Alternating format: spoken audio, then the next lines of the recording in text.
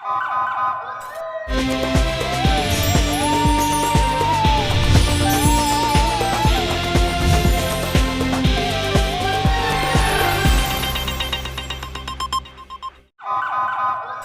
पहले नजर डालते हैं अब तक की bulletin.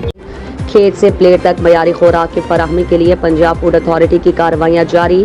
DG Punjab food authority Shoaib Jadoon की हिदायत पर हाफिजाबाद जिले भर में मुख्तलिफ फूड पॉइंट्स की चेकिंग, मुजरे सेहत अशिया तल्फ, सूखे की मोटर सर्विस एरिया पर कार्रवाई करते हुए मारूफ रेस्टोरेंट को 14,000 रुपए जुर्माना किया। अमले की जाती सफाई न होने और गैर तसल्ली बख्श माहौल में ग़ज़ाई अशिया की तैयारी पर जुर्माना आयद किया गया और ज़ायदुल मयाद अशिया की भारी मिकदार में बरामदगी की बिना पर एक फूड पॉइंट को 10,000 रुपए जुर्माना आयद।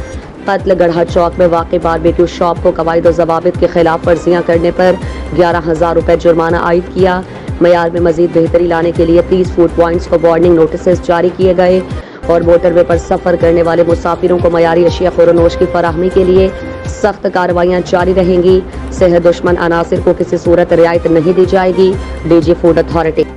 खाला, अब 10 रुपए में सबसे ज्यादा पाउडर जो बनाए झाग ज्यादा और निकाले दाग ज्यादा।